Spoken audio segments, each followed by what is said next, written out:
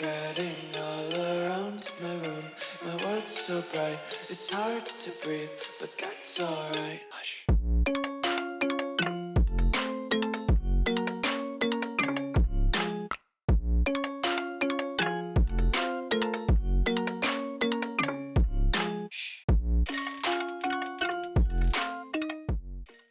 What's going on, guys? Welcome back to the video here on the World of Juice channel, and welcome back to the final episode of BYU Dynasty. That's right, we're going to be hanging it up with the Mormons after today's episode. We'll probably move on to a new team and a new experience and a new journey later on down the line, but right now we've got to wrap up all of the stuff that we've done so far here in BYU Mormon territory. So last episode, we simulated the 2028 season, and we actually were able to win a national championship. I didn't think it was actually going to happen. I thought we'd get close, be competitive, maybe win a couple playoff games, and then get bumped out. But we went on a run, a magical, miracle type of run that won us a national championship and has put the Mormons on top of the world. Now, can we repeat? I don't know. We do have a pretty experienced quarterback in Ezekiel Savage, who is at the height of his powers at this point. So we'll see what happens there. But I don't know if we can repeat. It's going to be really, really tough. I mean, we completed not just winning a national championship, we completed a perfect season. We went undefeated. No losses in the conference, no losses out of conference, no losses in the conference championship or obviously the college ball playoffs. A perfect, spotless record. That is hard to replicate. So, can we do that again? I don't know. We'll probably have a slip up here and there. I mean, every national championship team has at least one slip up on their next season because they're riding that high. They think they're untouchable, all that kind of stuff. And then they get caught. Now, maybe it's a team that's equal to their power that beats them, or it's a slip up. It's a trap game type of thing. That's possible. Will that happen to us? I don't know. It's hard to tell until we actually start simulating, but I do believe this BYU team is better than the national championship team. We just got to actually go out there and achieve that in the simulation. So if you go to enjoy, hit that like button, subscribe to the channel, join the Juice Club. This is the final episode of BYU Dynasty. Let's wrap it up with hopefully back-to-back championships. We pick up in the year 2029, week 0, like we always do. But the first thing I want to do is take a look at the history of this series so far. So we've played 4 seasons of college football here in BYU. And we won 9 games in year number 1. And a bowl game. Year 2, won 11 games and another bowl game. Year 3, won 10 games and won the Big 12 championship, but unfortunately didn't do anything after that. And then year number 4, what a drastic jump up it is. We won 17 games, a perfect season, and then won not only the conference championship, but also a home playoff game, the Cotton Bowl, the Peach Bowl, and then the national championship game to equal 17. Very awesome. Very, very awesome season for the boys as we go into year number 5. Let's take a look at the roster, because I did say in the intro that I thought that this team was better than last year's team.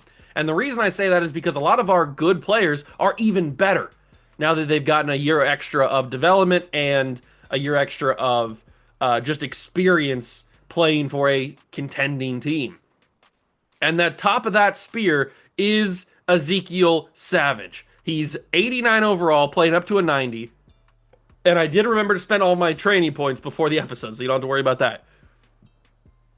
He looks really, really good. He's got the experience now. He started all of well, he didn't start all of last year, but he started most of last year. He missed like 2 games because we started Bear Bachmeyer for a couple of games just to see what the offense would look like. But then we moved on to Savage, and he was the full-time starter from there on out. And he was the starter in the national championship game. So he is our starting quarterback. His caps, or his skill caps, are not very generous, even with elite dev. But he is a quality college football quarterback. Is he an NFL quarterback? Probably not. He might catch on as a practice squad player or a third stringer holding a clipboard. I don't know. He's probably not an NFL quarterback, but a college quarterback, he is a capable quarterback in the college ranks, which is all we need him to be. We don't need him to be an NFL quarterback. Eli Tryon is here as well as the backup. And then we've got John Gentile, who we brought in recruiting last year, and he is a 5-star prospect who's got potential. A lot of potential. Although I didn't take a look at his skill caps. I don't remember what they are. What kind of skill caps do we have? Ooh, he's very, very uncapped. There's a lot of potential with John Gentile. Unfortunately, we'll never see that out because it's the final episode. But John Gentile has a lot of possibilities. He has uncapped quickness. He could get 99 speed. That's a possibility. That's got and 6'5" as well. So John Gentile, if we were to go any further, John Gentile would be an NFL type of quarterback. He has the arm strength. He's got the quickness. He's the perfect package. But he's not the starter right now. Pierre Granger was a menace last year, and he's just getting better. 95 speed, 98 excel, 99 agility. He's a monster this year, and he's going to take over as the starting. Well, he's going to be the starting running back for the second year in a row, but he's going to be taking over as one of the best running backs in football this season. And then we got a bunch of guys backing him up that are fine. A couple that we like a little bit, like Wilburn's good. Kiki's not amazing. He needs a little bit more time to develop, but it's really the Pierre Granger show at running back. And then at wide receiver, we bring in Felix Lucky in the transfer portal. He ends up being our highest overall receiver right away. Then we've got Wayne Hicks, who I'm excited about. He's one of our big-time recruits that we were able to grab. Nathan Lennon is here. Quincy Kikaha. I think Kikaha? I don't know how to say that name. Shocker. Rudy Addison, Kevon Brown, whatever his name is. Greg Ali and Terrell Kindred are the receivers. And you might be wondering, where is that auto-generated player that the game gave me a couple of years ago when I didn't have any wide receivers? Here he is, Trevor Paul, and he's actually turned himself into quite the player. He was a receiver that the game just shoved on my roster because I had 3 wide receivers a couple of years ago. So they gave me Trevor Paul, and he was not good. But he had potential. So last year he plays all wide receiver. He does okay. He gets a couple of moments here and there, but he gets a lot of skill points. And then we move him to tight end because he's 6'2", 199. I know that's not a very large tight end, but in college football you can get away with it, especially if he's athletic enough. So we turned him into a tight end. Mainly we turned him into a tight end because he was the only option to turn into a tight end. We didn't have a lot of options at tight end. So we turned him into a tight end. He becomes an 87, playing up to an 89. He could actually be a very productive tight end in college football. There's a very good possibility of that. And it's a crazy story because he just got randomly shoved onto our roster because we didn't have enough wide receivers. And the game just gave me another wide receiver because I needed to fill out the depth chart. So Trevor Paul just spawns in on the team, and he becomes a very good contributor. He becomes the starting tight end. It's quite the story. The offensive line is fine. We have a couple of really, really big bright spots, but then there are a couple of weak spots. Like the center is a little bit low overall. The left tackle is a little low overall. So we have a couple of weak spots, but there are some big, shining, bright spots like Emilio Rubio, who's a 92 as a sophomore redshirt. The sky is the limit for him. And then Damian Caraway also is a great player. So we have some potential on that team, but it's not like a full 5-man lineup that is unstoppable. There are some holes. We bring in the true freshman Ezekiel Gooch, and he immediately is the highest overall edge rusher, which I'm not surprised by because he's a freak. So Gooch is going to be getting some heavy play time. Then we move to Connor Tolson at right edge, who's a monster. We've got Mike Veal, who's also a monster as a freshman. He's going to be a freak in a couple of years. We've got the future of the edge right there with Mike Veal and Ezekiel Gooch, both in the same recruiting class. They are going to be a nice pairing in a couple of years if we were to go that far. And I'm not going to delete this save file at all. If we want to come back and revisit the BYU Cougars at some point later in the College Football 26 cycle, we certainly can. And revisit with these guys and maybe do another season or two, we certainly can. But for right now, this is going to be the end of the series because we've already done what we need to do. We won the national championship, which is the overall goal, rebuilding the team. We've done that. So this episode is basically just wrapping up all of the final storylines with like Connor Tolson, with possibly Pierre Granger, all these kind of guys that we're wrapping up. The Farrell that we have at safety, all these kind of guys that we recruited. Mike Coffey at D tackle. He was an edge rusher, I think, when we first recruited him, but we turned him into a D tackle, and he's he's pretty productive in year one, and now he's the starting D tackle in year number two. So congratulations to him. And he is thin, 248, 6'1", 248 at D tackle, is also very small and thin for a D tackle. But in college football, again, like similar with tight end, I think you can get away with it a little bit. Aaron Donald wasn't that big, so that's just my excuse when I make a small tight end or D tackle is Aaron Donald wasn't that big. At Sam linebacker, we've got Nusi, Tauamoa Peo. I shouldn't even have tried it. he's our starting Sam linebacker. We've got Trent Hearns, who is one of our recruitments from a couple years ago. He is 82 overall. He's a beast. 92 speed's amazing at Mike linebacker. And we got a couple of prospects behind him who have some potential. Will linebacker, it's a little bit lower. We've got Antonio Fournette, but I do believe that Demetrius Gage could have some potential. So we'll look at him in the future. Corner, Sherrod Bryant is our starter. He's our highest overall. Then we got Corbin John, who I think was a safety. We moved to corner. Then we've got Colin Coker, Matt Monk, who's a freshman redshirt. I'm very excited about. He's got 91 speed. I like him a lot. James Hicks, Armin Sumner, and then Dante Morris at corner. I like our cornerback room. We are kind of tall. We got a couple 6'2 guys. Sherrod Bryant's 5'11". We got a lot of speed, though. All these guys, the top guys, have 91 speed. We can stay with most receivers in the country, so I like that. And our coverages are fairly good. I mean, 80 man coverage, 91, and then 68. But the zone coverages are really where we shine. So maybe we're going to be playing a lot of zone this year. I don't know. Free safety, this is who I mentioned previously, Jalen Farrell. He's a 96. He was our first ever 5-star that we brought in this rebuild. So I just kind of want to wrap up his storyline and see just how good he gets. And maybe if he's a draft pick or not. I would assume he at least gets a look in the draft, maybe a 4th or 5th round pick. But if he has a crazy season, maybe he balls out, has a 1st round pick type of season. I don't know. But he's a monster. He's got 88 speed, so he's not the fastest guy in the world, but he's got 99 awareness, 99 play rec, 87 man coverage, and 95 zone. So he's an absolute monster. Absolute monster. We don't have his heir apparent just yet, because I don't know if Nick Block or Andre Kukas are going to take his spot. Maybe they will. But I don't feel like super confident in any of those two guys.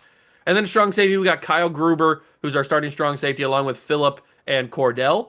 So I like both of these guys, but everybody's a little bit older on the strong safety side of things. Gruber's a sophomore redshirt, but you got a junior redshirt and a senior redshirt as backups. So a little bit older. Owen Braswell is our kicker with 95 kick power. Pretty sick. We can pretty much bomb whatever kick we want to attempt. The only problem is me controlling it.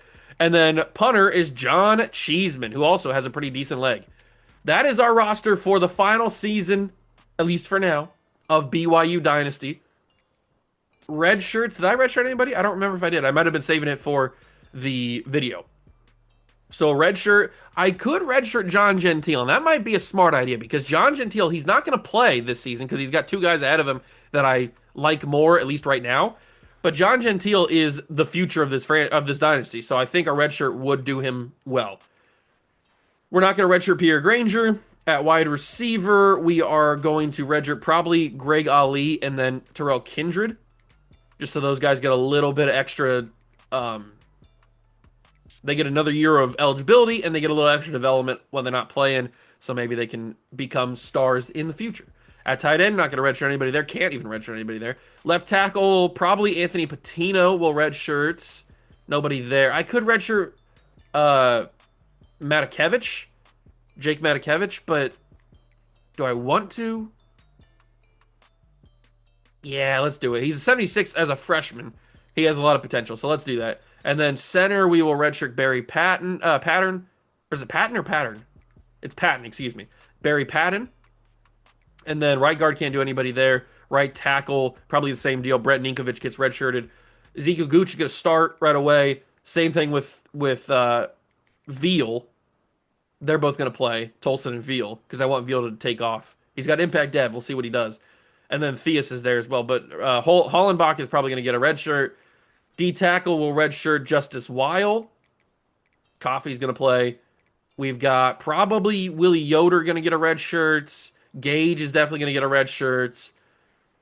James Hicks, do I want to give him a red shirt? Probably. We've got Sumner and Morris behind him that are not that bad. So I think Hicks is going to get a red shirt as well. Probably Cookus gets a red shirt, and then nobody on strong safety. Obviously, kicker and punter aren't going to get red shirted. So I think that's going to be all my red shirts for this final season. We will see where they develop after the year. But let's get into recruiting. It's the final thing we have to do before we start simulating games and jumping in. We did get a guaranteed insta commit. When I was going through and doing my normal offering scholarships, Juan Curtin has insta committed. He said, "Yeah, I don't care. I don't want you to recruit me at all. I want to just come play for you." So he is here. Unfortunately, I didn't get a chance to scout him, so we don't know how good he is. But he's a 4-star. It's a good start, and he's here. So that's our first commitment. And then the rest of the team is, or the rest of the recruiting board is how you would expect it to look. A lot of 5-stars, a lot of top players in the class. We got a few 4-stars on here as well. We have 800 hours now, so we can really do some damage. But this is where the recruiting is for right now. We're going after the number 1 player in the country, Tyler Bofelli. He's got 83 speed. He's got platinum road dog right out the gates, but that doesn't necessarily matter that much. He's got gold house call, which is cool. 81 hit power, 84 pursuit. I'm very interested in. He doesn't look like a phenomenal number 1 player in the country. I've seen a lot better number 1 players in the country in Madden, or in College Football 26, but he looks like a very usable player and probably a guy that can develop very well. Torrey Carr, we don't necessarily need edge at this point because we have 2 freshmen that are going to be the future of the program, but it doesn't hurt to have backups. So we're going to go after Torrey Carr. Tim Michael is a free safety. We need to have somebody replace Farrell. So Tim Michael fits that bill, and he really wants to be here because we're number 1 on his board. So we'll see what we do with that. Randy Flynn at guard, definitely want to go after, so we got to put some hours on him. Max Darden at corner, can always have good corners. And look at our grades at this point. Our grades have gone significantly higher, which is super, super nice because at the beginning of this, we had some rough grades. But now we can sell pretty much anything we want. We've got a dual threat in Rashard Heron, who's a dual threat quarterback. He looks fairly good. But we do already have John Gentile, who we've already proclaimed as the future of the program. But it wouldn't hurt to have a competitor, I guess. Jamichael Wick is going to be recruited by us.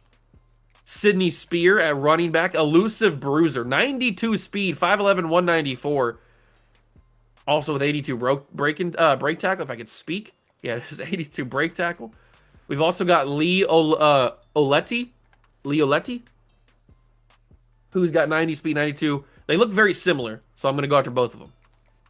Because we need somebody to replace Pierre Granger at the end of the day. Strong safety, James Cookus, Yoshivas, and then Jamie Cookus are both guys that I could go after. Another quarterback in J.D. Ansa, who doesn't look as good as the other 5-star, but he's fine. Caleb Canty at wide receiver, 6'5", 196, only with 86 speed, though. I might only go after him a little bit. I'll toss 25 after him, because I'm not super excited about 86 speed.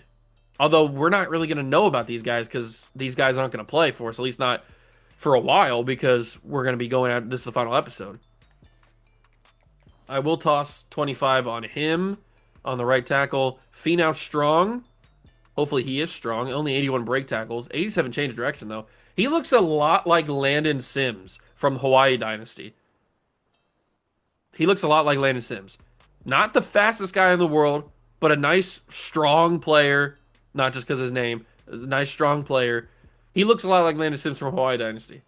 Morgan Bland. Hopefully he's not bland. Although he doesn't look great. I'll toss 25 on him. We'll toss 25 on him. Chuck McClellan. How's he look? He's got potential. He's got potential, that's for sure. Basically, I want to go after a lot of these guys that we're number 1 on so that we can stay number 1 on their boards. So we'll just go after a bunch of these guys that are 4-stars that we have the number 1 spot on their board, and hopefully we can keep that going. Tony Laguda, or would it be Laguda? No, that's Laguda. It would be Laguda. I don't really like him that much, though. Hunter Prohl. Do I need to go after Hunter Prohl? Not the fastest guy in the world. Not even really that worth going after. I mean, 67 block shed as a power rusher is not amazing. But Rashad Berry, we didn't scout at all. But he is number 1. So, nope, that's not. He was number 1. We'll put 25 on him. Aries Azur, Sam linebacker. Didn't scout him fully, but from what I've seen, he looks okay. I can feel okay tossing 25 on him. We've got Maurice McCracken, legendary name. Mo McCracken? Mo McCracken? That's a 50 bomb right there. I'm tossing 50 on that. Mo McCracken, are you kidding me? Marco Godspeed? Oh, the names are going crazy. The names are out of control for this final season. Jose Avila, could go after him. Jeffrey Cornell, don't really like him that much. A center in Danny Trueblood probably wouldn't be a bad thing to at least attempt to go after. And then we have 50 hours. We could put this on 2 guys with 25 each, or we could do 50 on 1. Ugh, Caleb Handy. Not ideal. Not ideal from him. Let's do Jose Avila with 25, and then we'll toss 25 on... I didn't like Laguda. I'll take Laguda off the board, actually, because I didn't like Laguda that much, so we'll take him off the board. Hunter Prohl, I didn't like that much either. 67 block shed's not ideal, so we'll take Hunter Prohl off the board. Don't really like him that much. Jeffrey Cornell, don't like. Reynaldo Folsom. Don't know enough about him, but I'll toss 25 on him since I don't really have any other options. And Caleb Handy I'm going to take off the board too because he's garbage. So that is where we stand. And Finau Strong I'll probably take off the board. That is where we stand when it comes to the recruiting. We've got all these guys with 50 hours, and then we've got all these guys with 25. Do I want to go after the quarterback, Rashard Herron? I might. Maybe I do want to go after him because I know we've got John Gentile, but it doesn't hurt to have an extra quarterback on your roster that's also really, really good. So maybe I prioritize him instead of 2 of these other guys because I could take 25 off of 2 of these players and then put 50 on Herron. Or we just go... Mo McCracken's a crazy name. We got to have 50 hours on him. Or we just let it ride and he just doesn't get recruited to us. That's a possibility. But if you can't, can you really pass up a quarterback this talented? At least that's what he looks like on paper. I mean, look at this guy. He's 6'5", 89 speed at the gates, which could get better with possible skill caps. 89 throw power. He's already got downhill extender and option king, and downhill for a quarterback is kind of crazy. I think I'm talking myself into him. I think I'm talking myself into Rashard Herron. But who would I take hours off of? Who do I take hours off of? Who do we not really feel that confident about? Maybe Marco Godspeed we don't feel that confident about. Probably Jose Avila. Let me take hours off of Jose Avila and then Reynaldo Folsom. Those will be the 2 guys I take the hours off of. If at some point we have hours freed up, we can go after those guys again. But I talked myself into him. I have to go after him. So I've talked myself into him, but I have to put him up here where he belongs. Okay, so we're going after him. And that's where our 800 hours are being spent. It's a lot of 50-hour guys, but it's also worth it because they are good. Let's get simulating here and start the video. I didn't take a look at the schedule, though. We should probably take a look at the schedule and show you what we got working. We get locked out on Ansa, but I'm not surprised because he's not that good and we didn't go after him. So I'm not shocked. We do take on Boston College, another game that we have from last year. How we looking? We didn't get in the top half for Tyler Bofelli. That's kind of shocking. We did a big jump for Carr and for McMichael, or just Mike, not McMichael, just Michael. Randy Flynn, Darden. We jumped into on Rashard Herron. That's good. Yeah, we got an uphill battle for a lot of these guys. We got an uphill battle. We dropped on Morgan Bland. Okay. We'll see how it goes. We'll take J.D. Ansa off the board because we're not going after him. We'll see how it goes in recruiting this year. Here is what the schedule looks like headed into this final season. We've got Boston College up first. Then we have Colorado State and Mississippi State before a bye week in week 4. And then we've got Big 12 action underway. Arizona, Houston, Colorado, Stanford, Baylor, Syracuse. Not a Big 12 team, but Syracuse. UCF, Texas Tech, and Utah in the final game of the season in the Holy War. So, not the toughest Big 12 matchups we could have had. If you remember from last episode, we adjusted the conference. We made the Big 12 a little bit stronger. So now the Big 12 includes teams like Oklahoma and Nebraska and Stanford back in the Big 12. They were always in the Pac 12, weren't they? Whatever. These three teams are new, but we didn't get matched up with any of those teams. Did I say Nebraska? I know I said Stanford.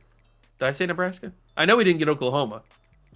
No Nebraska, but just Stanford. So only one new Big 12 team this year. That's okay, but at least we have some tougher competition in terms of battling in the standings for who's going to play in the conference championship, because we're back-to-back college. We're back-to-back Big 12 champions. Let's get it started, though. Game 1 of the episode against Boston College on the road. This should be a win, but like I talked about in the intro, there could always be slip-ups for the defending national champions. Hopefully we're good enough to defend them and stop them, but there could be slip-ups. We are on the road taking on BC, Boston College, and I'm hoping that our offense dominates. I didn't mean to jump in here, but I might as well since we're at the 2-yard line. And we've got Ezekiel Savage and Pierre Granger.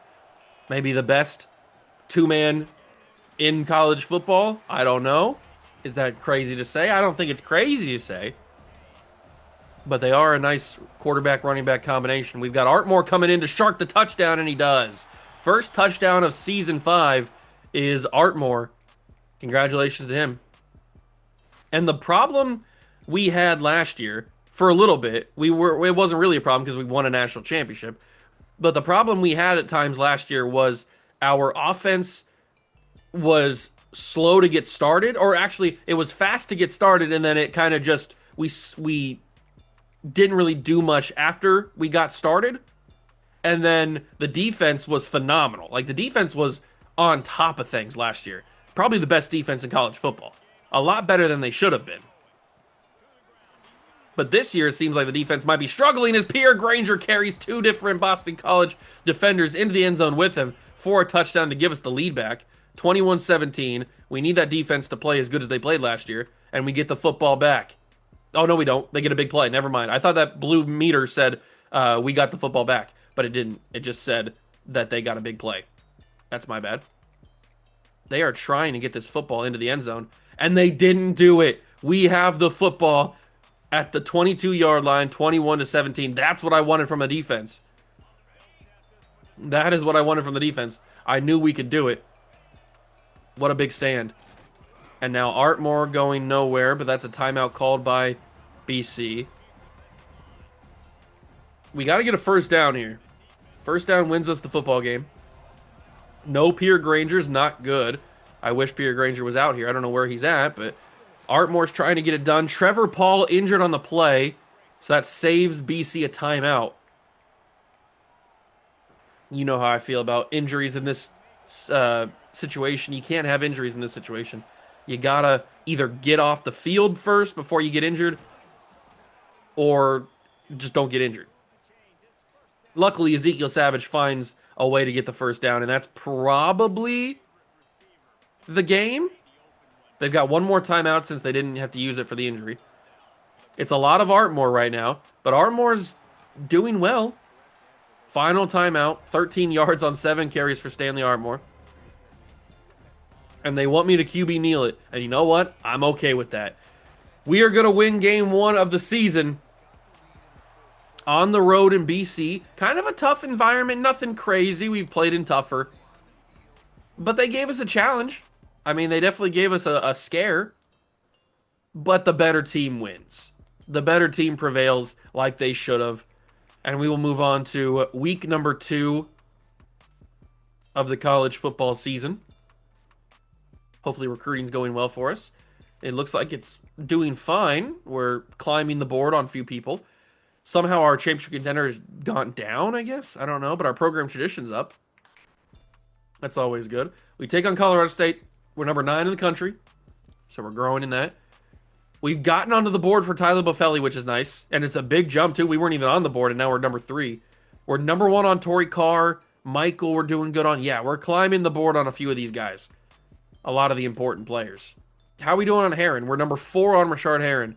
It's going to be a massive mountain to climb for him. That is for sure. But we can't do anything just yet. We've got Colorado State up next. We're finally at home. Well, I say finally, we played one game. We're at home for the first time this season. It's Colorado State at the end of the day. We should walk right over them. But this could be a trap game. You never know. First home game of the season, taking on Colorado State. This should just be a very straightforward, we win the game, and it's over. There really shouldn't be any drama in this game. We're not at that level anymore. We have ascended to a different level here at BYU, and Colorado State's just not on our playing field. And it seems like it's playing out like that on the sim. It's 17-7, late fourth quarter action. We put in another touchdown, 24-7, and that is how it finishes up. Yes, that's how it finishes up. 24-7, easy win over Colorado State. Not shocked. They did get 7 on the board in the fourth quarter, but doesn't really matter. So a big victory over a team we should have beaten, and we do. We get a level up, which means more skill points or more coach points. We have 42 of them things. We probably should spend those, shouldn't we? Make it recruiting a little bit easier. Although we already have recruiting pretty easy. We are climbing the board. We're number 4 on Rashard Heron, so that means we dropped on him a little bit because I think we were 3rd. Or did we stay the same? I can't remember. It is a tough battle for some of these guys, that is for sure. Darden's going to be a huge battle. Rashard Heron is in his top 4. Okay. Well, that means we got to get him on campus. I really hate that he's the first guy to get on to his top 4. So who are some guys we can kind of cool off on a little bit here? Not really anybody. A lot of these guys were in some heated battles for. Enrique Vines, I can take 25 off of and put 10. What's the visit for Heron? He's from Tennessee. It's 40. Ah! Okay. That's tough. That's real tough. Who can I cool off on a little bit? Chuck McClellan I can cool off a little bit on. What else can I do? Not really any of these 5 stars. I mean, we do got to get McCracken on campus. He's only 20. That's nice. But I think we can hold off on a visit for McCracken just for a little bit. Who else can I hold off on? Randy Flynn, maybe I can drop from 50. Or Tim Michael, maybe I can drop out of 50. Let's drop off of 50 for Tim Michael and then go into like probably 40. Do I want to do 40 or do I want to do 50? Or 30? Let's do 40. Because that gets us the chance to schedule a visit for Rashard Heron, which we probably need to get him on as quick as possible because Tennessee, they could get him on soon. So it's either going to be week 5 or week 8. I think week 8 is probably the smarter move. That way he's not on campus too early, but he at least is on campus in the prime recruiting territory. But I also probably need to switch to a hard sell, don't I? We don't really know what it is at this point. I'm hoping that it's primetime player, but it could be a lot of these, and I don't. It might be too early to switch to a hard sell. We don't know enough information. There's too many open spots. It could be any of those, and I don't want to take the risk of being wrong. So that's how we're going to do recruiting for this week. And now we take on Mississippi State. Another game that should be fairly straightforward. We should win this very simply, especially because we're at home. But Mississippi State's on a different level than Colorado State. They're on that next level. So maybe they give us a little bit more of a game. Who knows? Home game against Mississippi State. We should be able to handle this team fairly easily, but they are up 3-0 on us. We're driving in the red zone. Got a touchdown. That's what you want. Let's see what happens here. Another touchdown, 14-3, 14-10. Mississippi State takes a little bit closer shot there, but we get another touchdown, 21-10. I told you Mississippi State would give us a little bit more of a game, and it seems like they have. But this one should be all over, 24-10, and that is the ball game. We win very easily against, well, not very easily, but we win easily over Mississippi State. We start the season 3-0, and we are looking primed and ready for a back-to-back championship run. Hopefully that pans out. We do have the bye week coming up right here, and then we get into Big 12 play. Recruiting, we got locked out on Yoshivas and Barron. That's okay. We weren't going after those guys. But now's the bye week. Now is bye week time. We've got the visit scheduled. Tennessee goes week number 9. So having Rashard Herron at week 8 could have been the right move. That's kind of crazy. Okay, they went week number 9 on their visit. How are we looking for the guys that I dropped on? We're still okay. Maurice McCracken, we're doing okay with. We need to get Lee Oletti. Need to get him on campus. Do we learn more? We don't know enough about Rashard Herron. I can't send a hard sell on him because I don't know enough about him. And Tennessee is going crazy. They've got the S tier pipeline. They are going absolutely phenomenally hard on Rashard Herron. It might be done with him. There might be no chance we can grab him. That's just the reality of it. How does a complimentary visit for a running back not get for a quarterback? That doesn't make any sense. But we'll still send him on campus week 8 as well. Mo McCracken, he needs 20. So if I can take 10 hours off of somebody, I don't know who that 10 hours would be on. Oh, probably on, and oh no, never mind. I was gonna say I'd probably on Enrique Vines. That's why I took him off the previous time. Let's see. I can't really take 10 hours off of any of these guys. We're in a lot of battles. Maybe I can take 10 off of Jamichael Wick. We don't go for 50 on him right now. We kind of have that benefit of not having to go for 50 on him. So if I go a 40 piece on him, we can schedule Mo McCracken. For some reason, doesn't get any complimentary visits. But I'll get him on week 5. And he likes program tradition and proximity to home. Let's do program tradition. Hopefully that works. All right, we'll see what happens there. So we're still trying to get some of these guys. It's a tough battle. Tim Michael, we need to get back on 50. But this is some tough recruiting. This is some tough recruiting. But we get to open up Big 12 play in week number 5.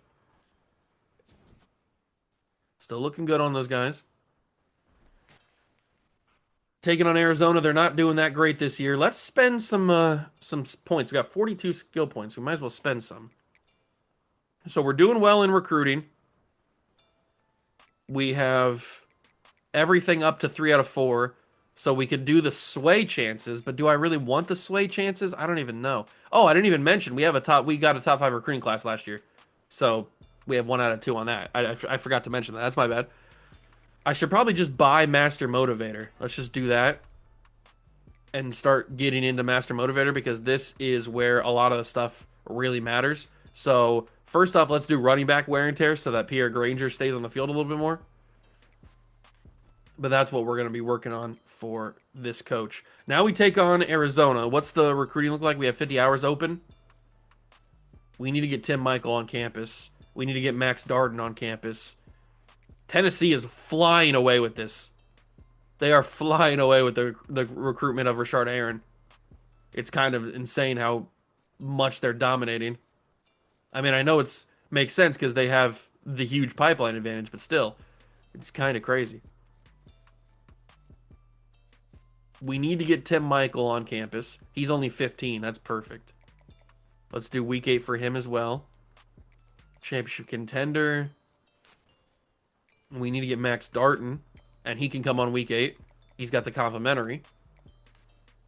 Hopefully that works. We could probably even switch to a hard sell for him.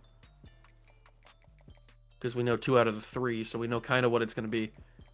And it's probably going to be either football influencer or clocked in. And I'm going to bank that it's clocked in. That I'm okay with taking a risk on because it's only 2 options. I think we can take a risk on that. We do have Morgan Bland ready for a visit. He's only 15. We might as well get him on campus. We'll do week 10, I guess. And we know that he likes playing time. Okay. And we have the right amount of hours. So That's where we stand right now in recruiting. It's pretty tough out here. It's pretty tough out here in the streets, but we are the number 5 team in the country, and we look to take on Arizona, another team that's not that good. How are the standings looking? How's everybody looking so far? Conference standings. Nebraska's undefeated. They played their first Big 12 game. Colorado has one loss. We're undefeated, obviously. Kansas State's undefeated. Texas Tech and Iowa State. So there are a few undefeated teams in the season this year. Oklahoma's already lost once this year.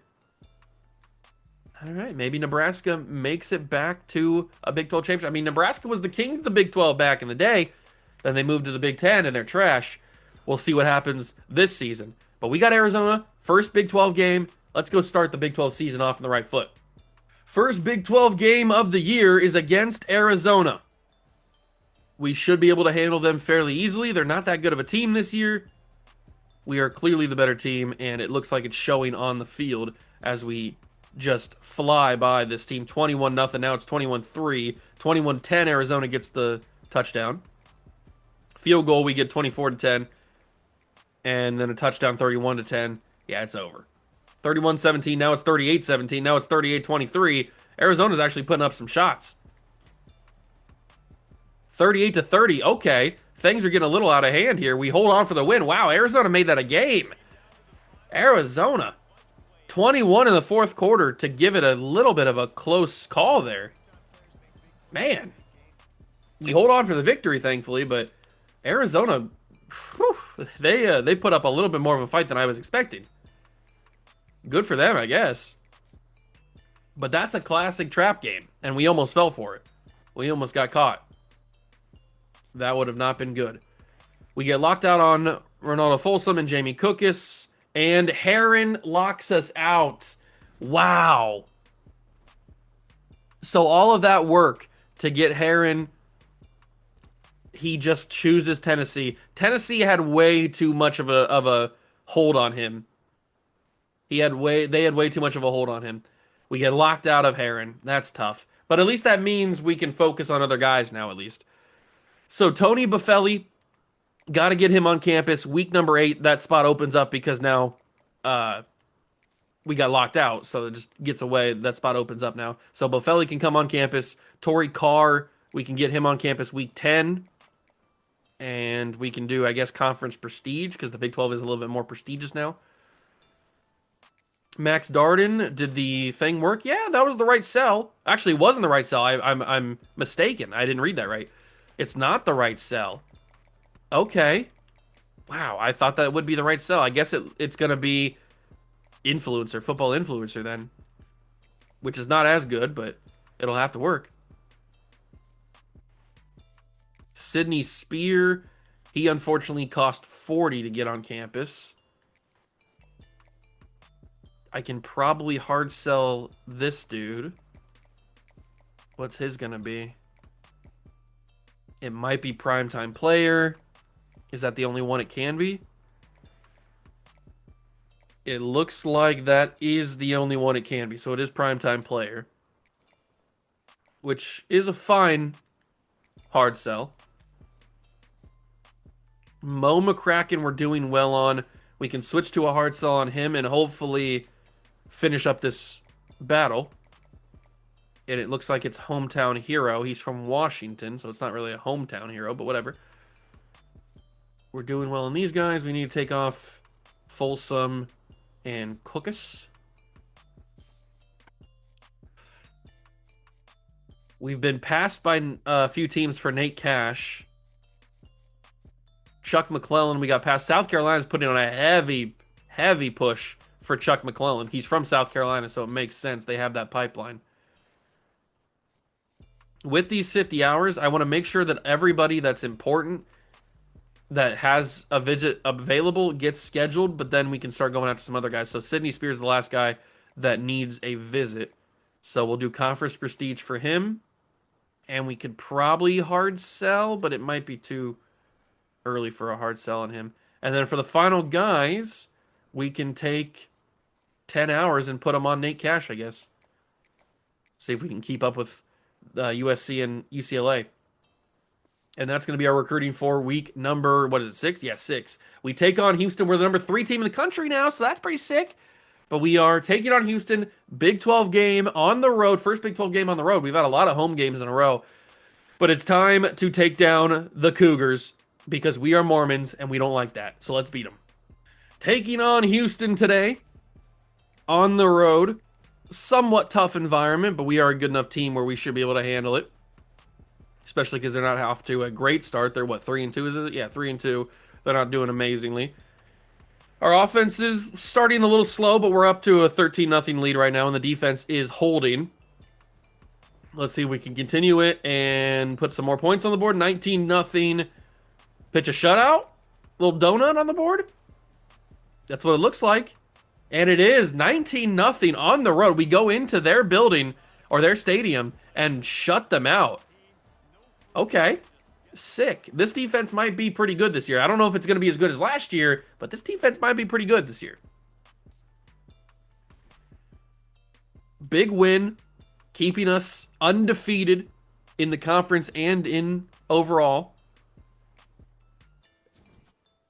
We get locked out of Martin Clay because he chose Utah. Oh, that's the wrong decision. That's the wrong Mormon school. And now we take on a good Colorado team. That's going to be our first huge test. That is our first huge test. We need to hard sell Tyler Bofelli. So let's go and do that. It's probably going to be this one, Football Influencer. Let's just make sure that's what it is. I think that's what it is, yeah. When it's those two down there, I think only Football Influencer is the one you can do. So we'll do that. And then Torrey Carr, we can hard sell. We know all 3 of his, which is pretty sick. So we can do a hard sell on him and match it up, which it is this one, Status Seeker, which is just 3 B pluses. It's not amazing. Tim Michael, we can finally go to a hard sell instead of doing the 40 hours.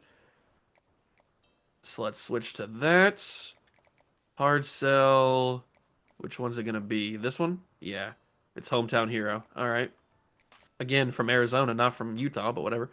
Randy Flynn, we can get on a visit, which is nice. And he's got a complimentary with the running back, Sidney Spear. What's he going to like? Probably conference prestige? His proximity to home is an F because he's from New York, and that's what he likes. Ugh. That's not ideal. Randy Flynn might be a hard sell. I'm going to guess he likes conference prestige or maybe coach. It's probably coach prestige, isn't it? I'm going to go coach prestige. That's it's a little risk to schedule him a visit for coach prestige. Texas is just running away with this Max Darden battle. I've never seen a team that dominant. I have never seen. We are going up against every other school that has a platinum top tier pipeline. We have a silver. But we're still in the battle, baby. We're still in the battle. Let's take off all of this for Jermichael Wick. And then probably switch to a hard sell. We know 2 out of 3, so. Although we can't, never mind. So let's just go back to a 50. Sidney Spear, we are doing good on. We should probably hard sell him. That'd probably be a smart thing to do. So let's hard sell. And it's going to be... Which one is it? It's going to be this one, Conference Legend. Proximity to home is a D-. That's not a great sell. But that A+ could do a lot of heavy lifting. So we'll hope that that works. We jumped on Lee, so that was a good pitch, the hard sell pitch. Mo McCracken, we've done all we can on him until he gets on campus. Oh, he was already on campus. So how'd the visit go? He was on campus week 5. He was on campus for the... Oh, why did he have to be on campus for the one game where the team made it a game? That's annoying. Caleb Canty, we can go full on him now, since we have a freed up hours.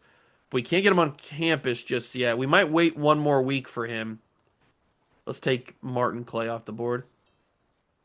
Chuck McClellan, we're okay on. I'm not liking where we're at right now. Manny Hendricks has nobody offered. We're the only team that's offered him a scholarship. So let me toss a little piece on him and see see what can happen with Manny Hendricks. I know he's not very fast. That's why we didn't go after him in the first place. 82 speed's horrible. But maybe he could be a tight end. 6'5", 195. I don't know, but nobody's even going after him. I gotta at least try. He's a 5-star. I gotta try. But this could be our first real test. Colorado's unranked, undefeated in the Big 12, one loss overall. They are a tough team, and it's in their place. So if we thought Arizona gave us a little bit of a game, Colorado might give us a very good game. Let's find out. A huge test on the road at Colorado. This is going to be quite the game. I do believe they are going to give us a lot more of a test than we've seen previously, as they've given 2 field goals already. And our offense can't seem to figure it out.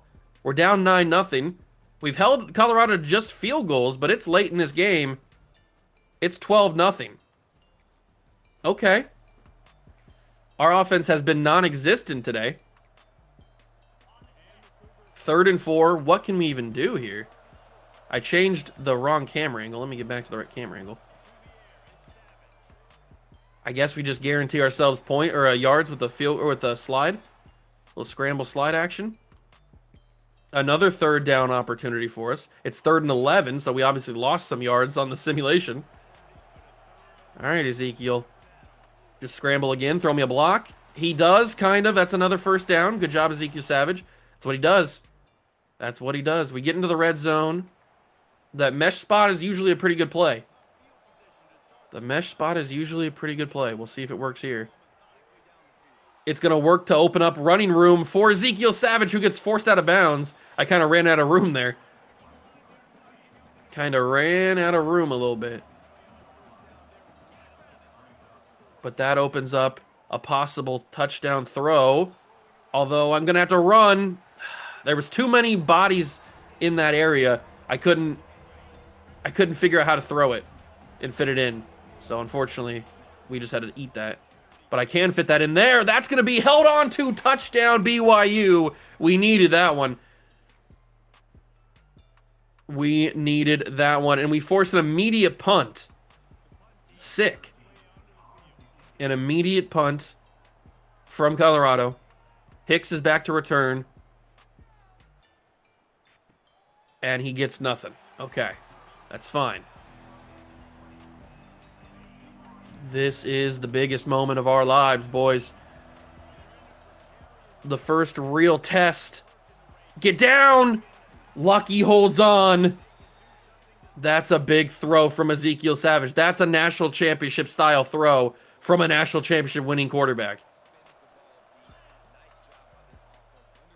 I think we have that. Oh, we didn't have as much as I wanted it. I probably should have tried the deep ball there. Probably should have tried the deep ball there. I don't even know if I like anything here. This might just be a straight up scramble. And I'm going to have to. The pocket's collapsing. Ezekiel Savage has got room. Ezekiel Savage slides down. 12 carries, 62 yards, and they've all been very crucial runs. Is Hicks going to hear me on this? He did. That opens up a possibility of a deep ball. I don't think he has it, though. But that's there. It's held on to. He might have had it. If it wouldn't have been play action, I might have hit it. But I wasn't sure. Wasn't sure. Speaking of play action, scrambling with Savage. I can't get out of the way. There we go. I've opened it up. Ezekiel Savage. Touchdown BYU. I can't believe that worked out. I got stuck on my own offensive lineman. I was trying to go up the middle, but then I bounced it outside and it works. That never happens for me. That never works out in my favor. And now they want me to go for 2 to make it a field goal game. Makes sense. Scramble, just take it in. It's guaranteed. Take it in. It's a 3-point game. We lead. Oh my God, this is getting out of control now. This is getting out of control. Here we go. 2nd and 8, 2nd and 3, 1st and 10, 2nd and 10, 3rd and 10, 4th and 20. And they punt it back to us. That's ball game. We are going to hold on for the victory. The defense comes up unbelievably clutch. And we will survive Colorado. Wow. A real test. I will give Colorado that. They gave us a real tough test. But we knew that going into the game. We knew that this could be a game, and it was. I mean, it was more than a game. Although, to be fair, it's not technically over just yet because they have all their timeouts. And we need a first down to win. Is it going to be another Ezekiel Savage scramble? I wouldn't hate another Ezekiel Savage scramble, especially if I can bounce it outside. Ezekiel! First down. Stanley Artmore gets hurt, but the first down has been achieved by Ezekiel Savage with his legs. He can't be stopped, and they're not even going to call it. They're not even going to call a timeout. We survive on the road against Colorado. 15 points in the fourth quarter is all we needed. And it was all Ezekiel Savage, man. If he didn't have the speed that he has, we would have lost that game. And talk about, I mean, we talk about the speed all the time because that's what, like, the big selling point with Ezekiel Savage is. But that throw that he hit to Lucky was an unbelievable throw. And we get a commitment. It's Mo McCracken. That's an insane name, and he's in the class now. Cash has decided to leave us, unfortunately. Somehow we dropped our contender, even though we won another game. I guess because they don't believe in us as real championship contenders by struggling against Colorado. But hey, whatever. We won the game, and that's all that matters at the end of the day.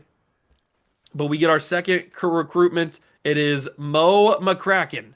Welcome aboard, Mo. He's a Mike linebacker with not great speed, but 80 acceleration. His pursuit's pretty good. I like Mo McCracken a lot, and I'm hoping that we can secure some more recruitments here pretty soon because we are now at the all-important Week 8. Jamichael Wick, we can get on campus. Looks like Week 11 is the only chance we can do it, so or the earliest we can do it. So we'll do that. I should probably also switch to a hard sell on him so we can boost up his interest. What is it going to be? It's not that one.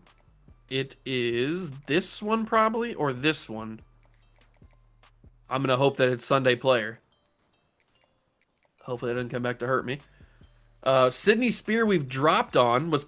Oh, okay, so Conference Legend was the right one, but it's just because the D- is in there that it's hurting on his recruitment. I don't really know what else we can do with him. Maybe it would be smarter just to stick with the full 50, send the house. You know what? Maybe that's what we should do. Let's just switch back to a send the house on Sydney Spear. That might be more effective than the D-. Caleb Canty we can get on campus. We'll do Week 11 playing time. Dorian Demarat. I guess we can actually go a little bit harder on now. Now that we have hours freed up, so we can do that. Morgan Bland is probably out the door. We're dropping on a few of these guys. We did jump into number 1 for Manny Hendricks because nobody else is going after him. Danny Trueblood we've dropped on. So we can maybe go a little bit harder on him with 35. Marco Godspeed, never mind. Let's take the 35 off of him so we can get Marco Godspeed on campus since he only needs 20. So let's schedule a visit, and he gets the complimentary with Wick, so we can do that. And there we go. All right. So recruiting's going okay right now. It'll go even better once we get these 5 stars to commit. But here we go. First big visit week, and it's against a bad Stanford team. A really bad Stanford team. This should be a blowout, which would help us in recruiting. This should be a simple one as we take down Stanford.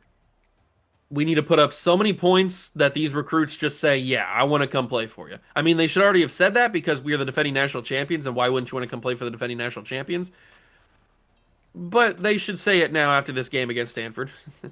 Hopefully, if everything goes the way that it should, which we're up 14-0 fourth quarter. Although we can't really score much more. No. Oh, I skipped that. That's my bad. We need to get 17 plus. So we need to go for this. Ezekiel Savage, bright sunshine here on the mountains of Mormon territory. Big first down. I wasn't sure he's going to hold on to that. They want me to kneel it. I don't want to kneel it. I don't think you understand the situation that we find ourselves in.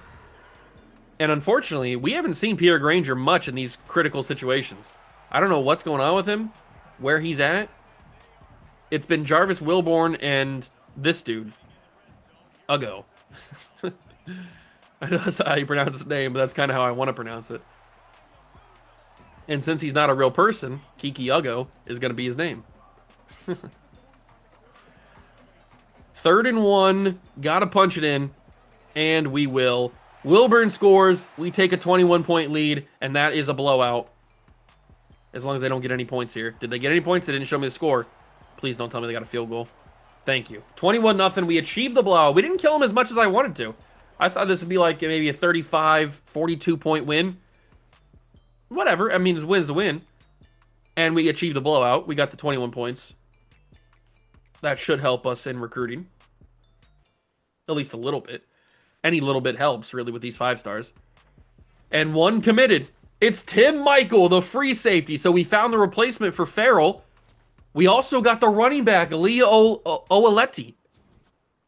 But we got locked out on Darden. He just chose Texas. We were never going to win on him. That was pretty easy to figure out. We were never going to win on him. We also lost Chuck McClellan and Mitch Telfort. Chuck going to South Carolina is cool because South Carolina is our main dynasty we have going on the channel right now. So him going to South Carolina is pretty cool. But Tim Michael has chosen us. That's the replacement for Farrell. Darden, brand exposure for Texas. I don't think he would decommit, but I'll keep him on the board just for curiosity's sake. And then Lee has chosen to come play for us as well. So we have Pierre Granger's replacement, at least for the moment. We lost out on Morgan Bland and McClellan and Telfort. But we have a bunch of hours to work with now. So we can really do some damage here. The visit for Bofelli did okay. It didn't get him to commit, obviously, but it did do okay. Torrey Carr's on campus week 10. We're still in a comfortable spot for him. Randy Flynn's also on campus week 10. We're doing well with him. Jamichael Wick, we're doing okay with. Sidney Spear, I just don't think we're going to get, unfortunately. Caleb Canty, we're number 1 on. He's on campus week 11. Dorian Demarat, we need to get on campus. Week 10 works for me. So let's do that. Enrique Vines, we can go a little bit harder on now. And we can get him on week 11. So let me take this 10 off and go fully on to 50 for him. Rashard Berry we can go after. We can get him week 12. See, now that all these hours have freed up, now that some of these battles are over already, we can actually go a little bit harder on and win the recruitment of some of these other 4-star guys. Aries Azur, we can put 40 on and go after him. And then switch that to a full 50. Marco Godspeed, we can get a little bit more aggressive with. I don't want to switch to a hard sell on him just yet. And then Danny Truebud, we can also get a little bit more aggressive with. So let's take that off. Go 50. Schedule the visit. And he likes brand exposure, so we'll do that. We don't need to put any hours on Manny Hendricks because we're the only one going after him. So we can just win that pretty easily. And then Jose Avila, I think we should probably just give up on. We can't even schedule for week 12. So let's just give up on Jose Avila. Take him off the board. These are who we're going after right now. These are the important pieces on the puzzle. Is there anybody else that we can maybe snag? We have a pipeline for Devontae Rustin, so maybe we can get him. And then Titus Roseboom, unfortunately, he's a 3-star. There's Jose Avila. Let's put you on the board. I don't really want to put 3 stars on the board. I'm kind of done with 3 stars at this point in our journey. But 3 stars are really what want to come play for us. And 3 stars aren't the end of the world. Some 3 stars can be good. Let me just look at 3-star receivers, I guess. Let me just put some 3-star receivers on there. Because if they're good, then... I mean, speed's really all you need at receiver in college football. So, but definitely Devontae Rustin. We definitely want to see if we can grab. And Vilami Tung. We'll see if we can do anything with him. And then D'Angelo Leo, we'll scout him. We didn't get enough to know about him. But we're looking really solid here. How is the standings looking? Standings are we are number one. Utah's still undefeated in the conference, so that could be a very important matchup at the end of the season. Finally, Utah's back. I mean, Utah's been struggling for the past 2 years. Nebraska lost. Oklahoma already had their loss, but they have 3 losses in the overall wise. They have 1 loss in the conference. So it looks like it could be one of these three teams. One of these three teams, or two of these three teams, in the conference championship at the end of the season. But we still got a little ways to go. We got to take on Baylor. We got to take care of our business, win our games, and then we'll know that we're in the conference championship. Let's go beat Baylor, and then get ready for some more visit weeks in the upcoming few weeks, like week 10, week 11, week 12. All those weeks are, I think, visit weeks. Another road test, this time in Waco, taking on the Baylor Bears. I have a feeling this one's going to be a little bit more simple than the game against Colorado, but Baylor could give us a strong battle. We're up 9-3, funny enough, 12-3 now. But they get a touchdown on the board. It's 12-10. What a weird score. And now it's 19-10. Can we get some more points? Some more insurance? There it is. 25-10. 32-10. 32-17. 16. 32-20. 32-24. I can't do math apparently. 32-24. But we do hold on for the victory.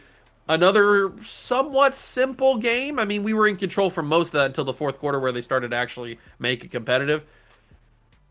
But we get another win on the road in the conference. It's always good. And it just keeps on helping these recruits want to come play for us. Because every time we win, that means our grades stay good, and that means the teams want to, or the players want to come play for us. So we're still in a solid position, even though we keep dropping for some reason in championship contender, even though we're undefeated, we're the defending national champions, and we are number 5 in the country. I don't know why we keep dropping, but whatever. So Darden, I don't think he's going to decommit from Texas. I don't even know if you can decommit from a school with brand exposure being the reason. I don't think that's even a thing, but I'm keeping it on here just for curiosity purposes. So Bofelli, I think will commit in the next couple weeks because we have like what 3 weeks in a row. Yeah, we have week 11, week 10, week 11, and week 12, all home games and all big visit weeks. So if we win those games pretty handily, I think Tyler Bofelli just commits outright. But the rest of these guys are going to need these visits to go well. Torrey Carr commits with a win. That's, I think, a pretty safe bet. He commits with a win. Randy Flynn probably doesn't commit with a win, but he gets really close. A lot of these guys get really close. And we are just falling away on this Sidney Spear battle. But I can't hard sell. He just doesn't have a good hard sell because he's from Mississippi. And that proximity to home is what he likes. And that's just something we can't sell. So I think the best move is to have the send the house, but the send the house just isn't doing much, especially when Auburn's going kind of crazy on him. We can switch to a hard sell on Caleb Canty and hope that works. We've jumped ahead on Dorian Demarat, and he's on campus this week. Enrique Vines, might be too late for him. Rashad Berry, same deal. This is a tough battle. This is a tough battle. So Devontae Rustin, 87 speeds, good enough for me. Toss 50 hours on him. What about Vilemi Tung?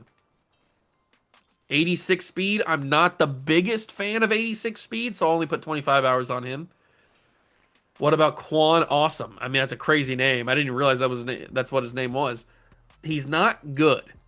He's not awesome. And then D'Angelo Leo, 80 speed. Ugh. Ugh.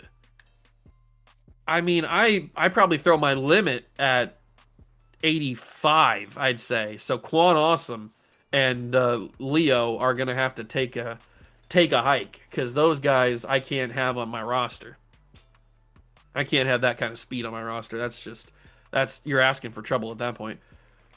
What kind of offers are we working with here? Thomas Turpin's a 3-star quarterback. It wouldn't hurt to have another quarterback on the roster. Tight end. Do we have any pipeline tight ends? It doesn't look like it. There's a couple of pipeline tight ends that are silver, but they're all committed, but they're all 2 stars. So they're garbage. So let's just look at this guy's got an offer. This guy's got an offer as well. Ooh, 6'6". 6'6", 196. That's a thin guy. That is a thin guy. But we need to go get some more guards on this board. We are very, very lacking on guards. So we'll try to toss some more here. None of these guys have offers just yet. And then we're also lacking on outside linebackers. Oh, that's Jose Avila. We can't get it on him. But we can get on a couple extra dudes. Is there all just will linebackers? It looks like it's all just will linebackers. There's a couple of Sam linebackers. Put a few on the board. What about Mike linebackers? Got to add another one of them. We already have McCracken, and we're looking for Godspeed. Godspeed's an insane name, by the way. What about Josh Briscoe? Maybe get on the race for him. And then we need to add a couple of safeties to the board. But we don't have any recommended. Okay. I did see there was one corner. That's a 3-star that we have a pipeline for. What about just any state strong safeties? What are we looking at there? A lot of safety. Man, safety went off the board quick. There's not a lot of options. There's 2 stars available. Yeah, I'm not going over 2 stars. Wow. Safety, that's crazy. Say, I didn't realize safety was going to be such a hot commodity this year. Chet McClellan has playing time deal breaker. Well, you know what, Chet? You can get off my board then. I do want to know about, who did I want to know about? I wanted to know about the quarterback. That's right, Thomas Turpin. How good are you? 85 throw power is not bad. Okay. I don't want to offer him a scholarship until I know what his speed is. But I will offer a scholarship to Titus Roseboom, since we're number 2 on his board. Maybe that can help us. We'll see what happens there. But now we have Syracuse. We are in a stretch where we have visit weeks the next 3 weeks. All we got to do is win these games and win them confidently, and we can have a really, really good recruiting class. Taking on Syracuse at home here. We got recruits on campus. Got to control this game. Got to take care of business. And it looks like that's what we're about to do. We're already up 14-0. The Orange can't handle us. We got to depulp them. They can't do it. They can't handle us. They got 3 points on the board. They got 11 points on the board. Okay, let's not get crazy here. Let's not lose the game. We're jumping in. 3 minutes to go. I don't like that they got 11 points on us, but that's kind of just what happens. That's not open. I meant to hit Paul. It wasn't open either, really. But they secured the edge there. There wasn't really much I could do. Finally, Pierre Granger's in the game in the late goings. Feels like it's been no Pierre Granger this entire season. Syracuse uses all their timeouts. They really think that they have a chance to win this game, or are we serious? You were never going to win this game. It was just a matter of how bad you were going to get beat. Granger gets up to the 7. They want me to go for it, and I was always going to go for it anyway. So this is probably either Lucky or Lennon. Lucky Lennon. Or a scramble with Savage, which is probably, I can't do it, but I can find Hicks for a touchdown. Ezekiel Savage extending the play to the very last second. Touchdown BYU. But frickin' Syracuse gets a touchdown, and they make it not a blowout. It wasn't going to be a blowout anyway. It was going to be 21-11. But still, they scored a touchdown in the final few minutes. There was like, what? We scored with like 2:30 to go on the... How did they score? I don't know. We win the game. It's not the blowout I was looking for, but it is a win anyway. And you know what I say? A win is a win is a win is a win is a win is a win. So maybe that'll still do some damage for us in recruiting. We get locked out on Sydney Spear. Man, Auburn came in out of nowhere on Sydney Spear and just really pushed heavy. And we're still not at that point where we can compete with the real big dogs of college football. Our grades are not that good. So if there's a team that wants a player, they're going to get him. That's just how it goes when you're not a big time team. Now, how is Thomas Turpin look? 81 speed. It's a good thing I didn't go for him with a scholarship because I don't like him whatsoever. He's got 79 short accuracy. His deep accuracy is abysmal. I know he's from Utah, but he's not going to come play for us. That is for sure. I can't have that on my roster. Even if he's just a backup, I can't have that. So how are we looking? We are not in a good position for Trueblood or Marco Godspeed or for Enrique Vines. We are really falling off the table for a few of these guys. Maybe I missed an opportunity. I maybe I'm hard selling too late. I don't know. But some of these guys we are slipping in the battle for. Aries Azur we can go after. He likes clocked in. So we can do that. Marco Godspeed, we can send the house, or we can hard sell.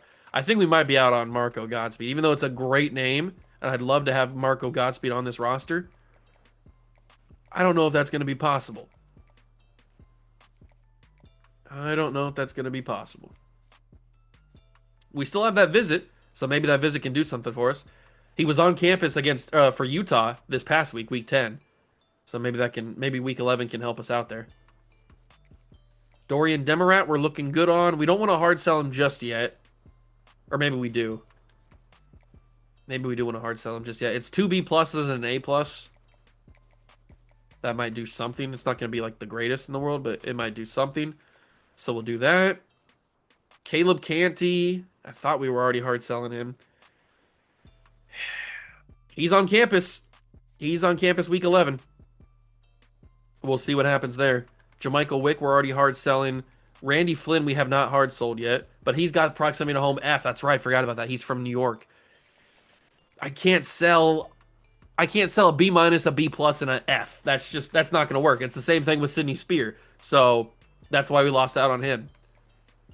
I can't sell that. But these two guys are very close to committing, these two 5-stars. The number 1 and number 2 players in the country are very close to committing. If we can just keep winning games, we should be able to hold on to these battles. And I realize that I still have a bunch of hours left that I need to use. So let's go offer some scholarships and scout some people. So 6'6", 196 is very thin for a tight end, but he's more of a receiver. I mean, he's got 86 speed, 76 catching. I'm interested in Kevin Brockle, and nobody else seems to be. I wouldn't mind a tight end like that. I would not mind a tight end like that. What about Andre Quenque? I also wouldn't mind a 4-star guard, that's for sure. Rob Prude. I hope he's not. He's a busted gem, 83 speed. He's garbage. He's absolute trash. Okay. But there's also this Josh Briscoe guy who maybe we can make an impact on. I don't know. We'll see what happens with him. But that's all the hours that I have for that week. So let's get into this game against UCF. We are coming to the end of the season, by the way. We only have like 2 or 3 more games left to go. We have, obviously, the Holy War against Utah. But then I think we have a Texas Tech game, too, coming up. So, which I think is next week, week 12. But let's get this game against UCF. Another home game, another game with recruits on campus. And just recruits in general watching this game, seeing what happens. We need to not only keep our perfect season going, but also blow out UCF, win the game convincingly, and hopefully those guys will commit. We are back at home again for another week and another week of visits with recruits on campus, deciding whether or not they want to play for us. But it's not looking like anybody wants to play for us right now. We're getting shelled by UCF in the first half. 14-3, 14-10. We've rallied back, but it's 21-10 now. Can we please not?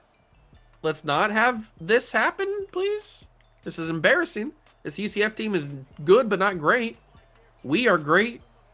Well, we're elite, really. We're not playing like it right there. Granger's into the end zone. We just need the defense to stop, and they did. And now it's a 3rd and 5. 21-18 is the deficit we are down. Fire that quickly. That's going to be lucky. Turns up the field, gets a few extra yards. And now we're in the red zone at the 3. And another chance for Granger to punch this in. Granger cuts it inside. Granger's in the end zone. Touchdown, Mormons. We take our lead. And the defense holds up. The defense holds up 25-21. I would like to try to get aggressive here and score, but I also want to win the game and stay undefeated. So I'm going to try my best to do both. We'll see how it plays out. We have the number 3 seed in the playoffs right now, which is good. We're finally getting the respect we deserve. Look at Granger fighting for extra yardage. He's got 130 yards and at least 2 touchdowns. 3rd and 3. Looks like a favorable run spot. We'll see what we do. If we get the blocks. And we don't need the blocks because Granger's got all he needs. Granger with a huge first down. But I don't want to just give up. I know that we have no more timeouts to have to waste for UCF. I don't want to just give up on this. I want to try to score. We need to put as many points on the board as possible trying to impress these guys if we want them to come play for us. So I like that we have a Wildcat package. It's kind of cool because Granger's going to get it, and Granger's going to get the first down. But he's injured on the play. That wear and tear finally came back to bite him. Granger injured on the play. Hopefully it's nothing too serious. I'm going to hit Trevor Paul here, and Paul will turn up the field. Look at Trevor Paul go down to the 4. Okay, it's just a foot contusion for Pierre Granger. Nothing too serious. But that gives the chance for Wilbur. Wilburn has a chance to get into the end zone now. Delayed handoff, and that's going to come back to bite Wilburn. If it would have been a handoff immediately, maybe it would have worked. I don't know, but the UCF defenders got in the backfield way too quickly for that. But Wilburn's going to get another chance. 2nd and goal from the 7. Handoff, they blow it up. Jesus Christ. Okay. All right. They blew that up immediately. No shot that was ever going to work. So what we're going to do is we're going to run verticals from the 8 like psychos and just scramble with Pierre Granger. No, that's open. Trevor Paul wide open. Nobody tracked him. I was going to scramble with Ezekiel Savage, but that worked to perfection. And that's the end of the game. What's the score end up being? 32-21, we win. It's not the blowout we were looking for, but it is at least a favorable score. Looks a little bit better on paper than winning by just a field goal or something. I'll take it.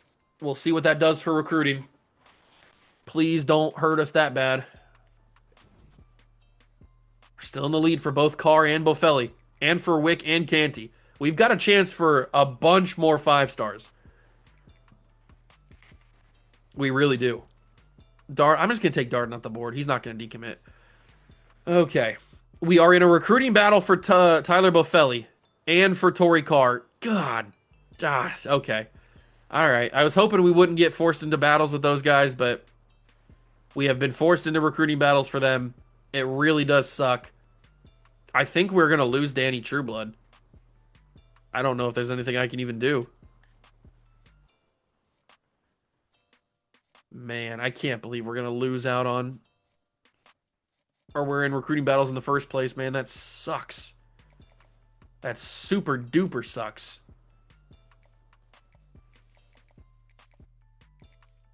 I can, since I have more hours freed up, I can toss 50 on some of these 4-stars. Maybe make it a little bit more appealing for them. And I can go a little bit harder on the rest of you. And then maybe I can toss scholarships on a couple guards, because we're always going to need guards. So let's just do that. Okay, so we'll see what happens with the recruiting, but I can't believe, man, I can't believe that Oklahoma and A&M forced recruiting battles with the 2 5-stars. It's very frustrating, but we take on Texas Tech. This is our second to last game of the season. We have the Holy War against BYU, the final game of the season. This one is big. First ranked opponent we have to play in a minute, right? We played early in the season. We played a ranked opponent, I think, right? No, we never did. I think it's the first ranked opponent we played all year. But it's going to be tough. The conference standings are looking a little bit more shaky. Oklahoma's jumped in. Everybody's lost in the conference at least one game except for us. So we got to keep it that way. Nebraska's starting to fall off a little bit. Let's just keep winning. That's all we got to do. We finally reached our last home game in a row where we have recruits on campus. It just happens to be against a good Texas Tech squad who is number 20 in the country, and they are going to give us a big game. Probably bigger of a game, more competitive a game than UCF did, and they gave us quite the game. So we'll see what happens. We are winning 21-7, though. I like the sound of that. Maybe we can win by even more. 28-7. Okay. Maybe they're not going to give us a game. Maybe they're fraudulent. 31-7. Now it's 31-14. No, 31-15, excuse me. They got the extra, or the 2-point conversion. 31-15, and that's the end of the game. Wow. Texas Tech might be frauds. 31-15, we win. Or maybe we're just that good. I don't know. That's a really good score with the final chance to impress these recruits. At home, at least. That's a really, really good score. Please show me some commitments, please. Oh, here we go. Caleb Canty, the 5-star wide receiver, commits. But that's it. No! Torrey Carr went to Oklahoma? Are you serious? How did he possibly do that? How did Oklahoma get in that? How could they have possibly jumped us in the battle? That's insane. What could they have possibly done to outpace us?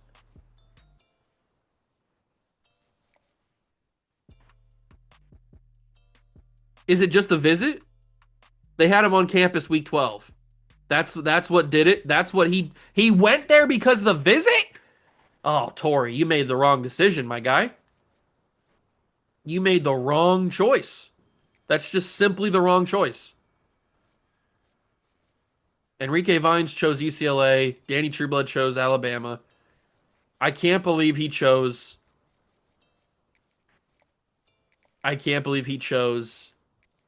Oklahoma. I'm actually shocked. I'm legitimately shocked. He chose Oklahoma. Wow, just wow. Like how could you choose Oklahoma? We were able to get a third 5-star, but how could you possibly choose Oklahoma in that spot? That visit could not have been that good. Oh, that's insane. All right, well, we've basically locked up our spot in the conference championship game. Even if we lose this game, I think we still make it because every team's got one loss. So I think we still make it, but I don't want to lose this game to Utah. We've won every single game against Utah so far this series. We are 4-0 against Utah in the Holy War, and I'd like to make it 5-0. So let's go and do that. It is rivalry week for us and for everybody around the country. And our rivals, the Utah Utes, are who we play. The Holy War. And we're trying to take a victory against them for the 5th time in a row. We are undefeated against them in this series.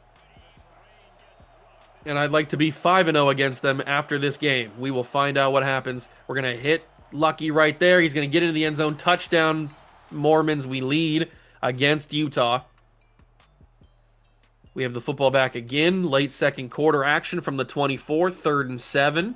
This could be another lucky play, or maybe it's Hicks or scramble with Savage, either one. Any of those options are viable, and it might just be the scramble with Savage. Ezekiel Savage gets a block, but I can't get the first down. I tried to sneak around him, couldn't get it. They want me to go for it. Well, they don't want me to go for it, but I'm going to go for it anyway because I am crazy. Handoff Granger. Granger not getting it. They deny him the first down. I can't believe what I've just seen. Utah scores. It's 7-7. I can't believe it. How did they stop him there? That seems crazy. That's open. Might as well just hit it. There's Pierre Granger. Juke move. Makes a man miss. Pierre Granger to the 3. That juke move was lethal from Pierre Granger. Snatched the ankles of the defender. And now we are knocking on the door of a touchdown, and we will break in. Touchdown, BYU. We take a big lead, 14-7, and we're trying to get even more of a lead. 3rd and inches. Third and inches, but it's going to be a guaranteed scramble for Ezekiel Savage, who slides at the 4. Man, the running capabilities of Ezekiel Savage have saved us so many times this season. And then hand it off to Granger, and Granger will be denied at the 2. We're just going to hopefully hand it off to him again. He's back in, and we're going to try to punch it in one more time from the 2. Granger blown up. He lost a yard. They were ready for it. They were ready for it. All right. Are they ready for a quick throw? Diving catch, touchdown BYU. It wasn't the quick throw I was looking for, but it works nonetheless. Touchdown Cougars. Or touchdown, we are the Cougars, BYU Cougars, that's right. I had to keep calling them the Mormons so much I lost track of what our mascot was. We lead 21-7, 28-7. Come on, end this game. Put them out of their misery. 31-7 victory. We are 5-0 in the Holy War. We have 5 of them boots. Oh, that's huge. Another big win. We stay undefeated in the regular season. We already pretty much had our spot in the Big 12 championship locked up, but now it's guaranteed. That is a big, big victory to end the season. Another boot added to the trophy cabinet, and we will move on to playoff action. Well, Big 12 conference championship first. Commitment, Jamichael Wick commits. And Aries Azur commits. And Marco Godspeed commits. 3 big commitments, but crucially, the number 1 player in the country, Bofelli, did not commit. And look who it is. It's Boomer Sooner in the Big 12 championship.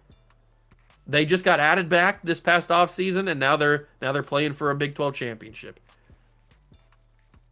Bofelli, oh my God, you got to be kidding me, man. Just commit to us already. We're losing out on Randy Flynn. I'm going to be sick, man. This is unbelievable. The BS that we're having to endure right now. What are we talking about? What are we talking about? At least our recruiting class is building fairly well. We are looking pretty good for a lot of these guys. The recruiting class in general, it's not even top 5 just yet. It's number 14. We got 4 5-stars and 4 4-stars. I'd really like to add another couple of 5-stars. We have a chance to add 1, 2, 3, 4 more 5-stars. We can have 8 5-stars in this recruiting class if it goes our way, which, knowing me, it's not going to go my way. It's just simply not gonna, because I never have anything good happen to me. Let's just use the rest of these hours to put 50 on the rest of the guys. And then we'll probably just get out of here with the rest of these hours.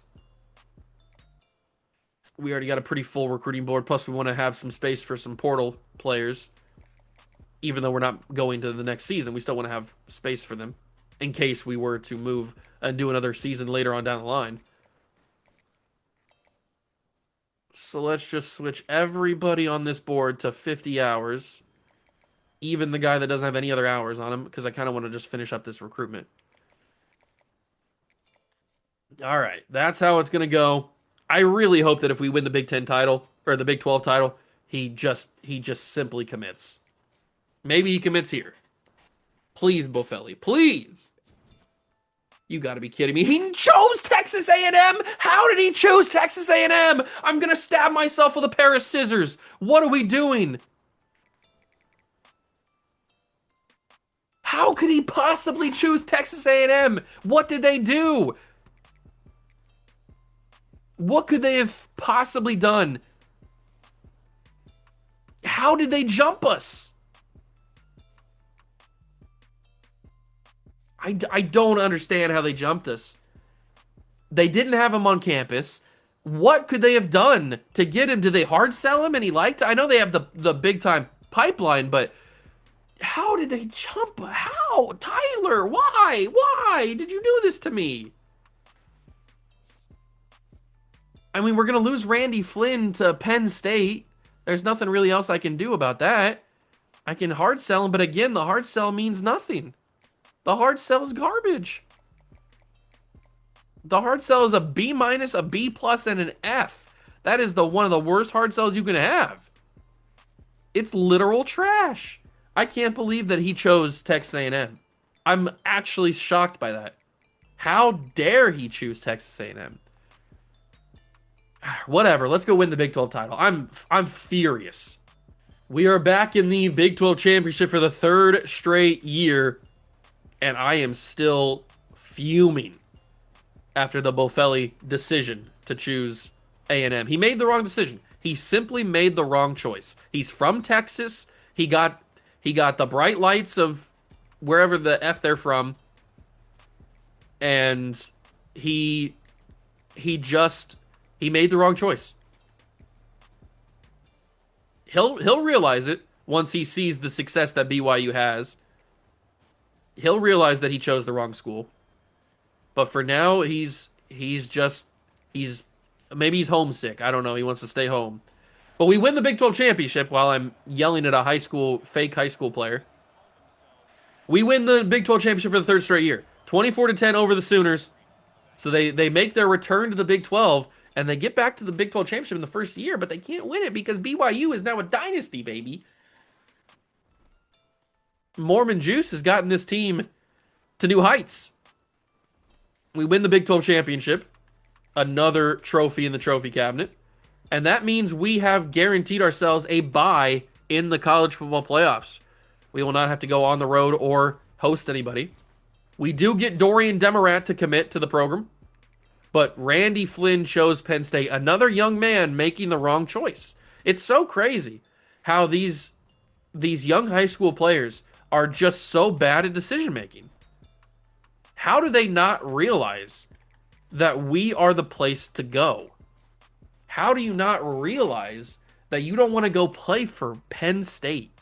Why would you ever want to go play? Why would anybody ever choose Penn State? That makes no sense.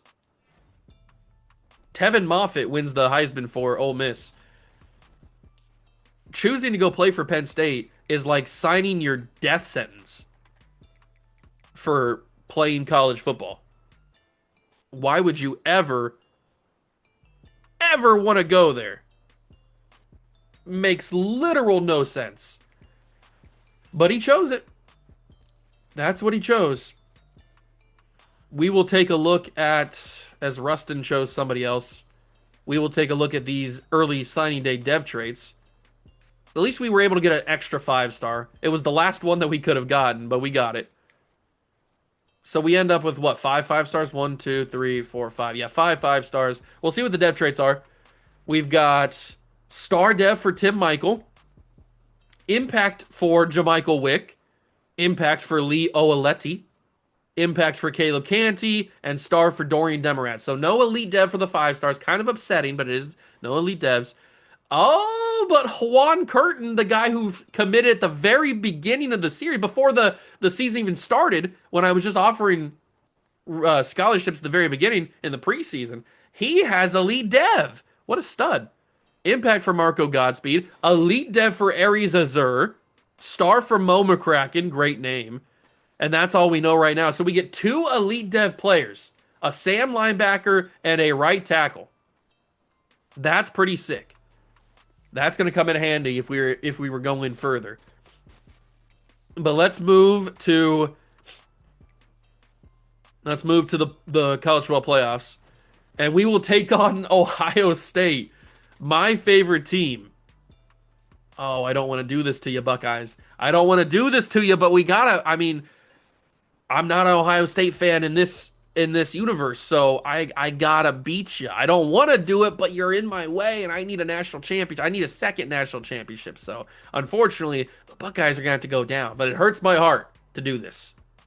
College football playoff quarterfinal. We take on the Ohio State University. I don't want to have to do this, but they got put in my way, and we need another national championship. So we're going to have to try to beat them, but they might beat us. 14-7, 14-14. This is a great game. 17-14 Buckeyes lead, but then we get a field goal at the end of the half, 17-17. Come on, boys. 24-17, that's what I'm talking about. Defense needs to play big. Come on, defense. Come on, defense. Come on, defense. No, they scored, and we are under 3 minutes to go in the game with the football, trying to take the lead back again. Ohio State just will not go away. They will not die. Ezekiel Savage finds Lennon. Oh, this Lennon's not going to get shot in the face. What a big time play for Ezekiel Savage. Extending the play, finding the open man. That's going to go to Lucky. I probably could have found a better receiver there. Lucky was not really that open. I think I might hit a little play action pass. Switch Hicks, although they're going to send the safety into the center field area. I'm going to scramble here. They got a big man running after me. I'm going to have to throw it away. I can't get around the corner. Ohio State recruits so well that even their fat guys can move like small guys. So they are tough to scramble on. But that's wide open. To the sideline. Granger brings it in, gets a foot down. You didn't think that Granger had the route running capabilities, did you? What a stud. What an absolute stud. Handoff. Here he is again. And that's going to take us to the 2-minute warning because I'm going to turn that shoe clock on. All right. We are at the 2-minute warning of the Fiesta Bowl. This is a massive, massive game. A chance to go play in a semifinal playoff game for the second year in a row. But the Buckeyes are tough. But they're not that tough because Ezekiel Savage has got room. He stays in bounds. They don't call a timeout here. We get to eat off a lot of clock. And we still have a chance for another first down. Handoff. Granger. Not the blocks I was looking for, but now they call timeouts. Now they're starting to get a little worried. Now the Buckeyes see the writing on the wall. They know that the potential for them losing is really high.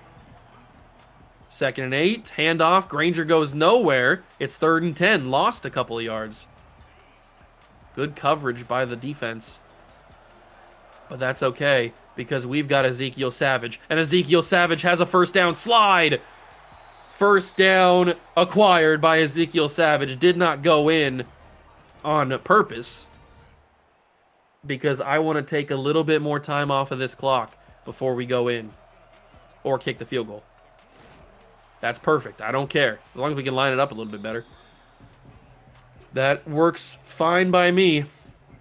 That'll take us under 40 seconds in the game.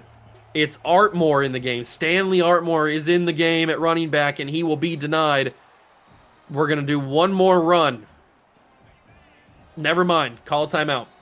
I didn't realize it was going to take that much time off the clock. We're gonna do one more run, but we're not gonna have the chew clock on because we're either gonna get in or we're going to get stopped and kick the field goal. We get stopped, we'll kick the field goal. 4th and goal works for me. We'll call our second timeout. 2 seconds left. We have iced the Buckeyes. We should be able to move on here. Lefty kicker, tough spot, but I should be able to drill this. And there it is. We win the Fiesta Bowl. We will move on to the semifinals. I didn't want to have to do it to you, Ohio State. I hated it. It hurts my heart to beat you, but I had to do what I had to do for the good of the Mormons. Who do we play in the semifinal game, though? That's going to be a big question. We get another level up. Good for Mormon Juice. But show me that Fiesta Bowl trophy. There it is. Add another trophy to the trophy cabinet. Always good. Let's keep moving on. Oops, that's not what I want to do. There we go. Let's keep moving on. We get Trent Hearns, Player of the Week in the Big 12. Good for him. I'm pretty sure we're the only Big 12 team playing. And we take on the Golden Domers. Oh, you got to be kidding me. The #1 team in the country, Notre Dame. Wow. And we unlocked Program Builder. That's pretty cool. The Golden Domers of Notre Dame will take us on. Here is your All-Americans if we didn't take a look at him earlier. Emilio Rubio is the only first-team national All-American. He's a freak. He's a good player. Freshman All-Americans, nobody.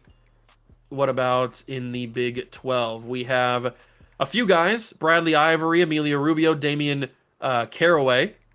Second team, nobody. Freshman, we got Ezekiel Gooch and Robert Ogunlady. I don't know how much he played. But those are our All-Americans. And the bracket is, I'm pretty sure, Oregon LSU. Yeah, it's us and Notre Dame in the Rose Bowl, Oregon LSU in the Sugar Bowl. Winner goes to the national championship. I mean, this is as big as it gets. Playoff semifinal, the Rose Bowl, Notre Dame and BYU. This is a classic matchup in like the 1930s. But now we match up here in 2029, 2030, whatever we're at right now, trying to get to the national championship for the second year in a row, but Notre Dame stands in our way, and they are about as good as we are. They didn't go perfect. They lost a game somewhere along the line, but they are the number one team in the country, or at least the number one seed in the playoffs. That's a little handoff, or a little toss to try to get us a couple yards. I thought it might be more open than that. We're down 14-0. I don't like this that much. That ball could get there, and it's dropped. Why, oh, why do footballs get dropped? 3rd and 5.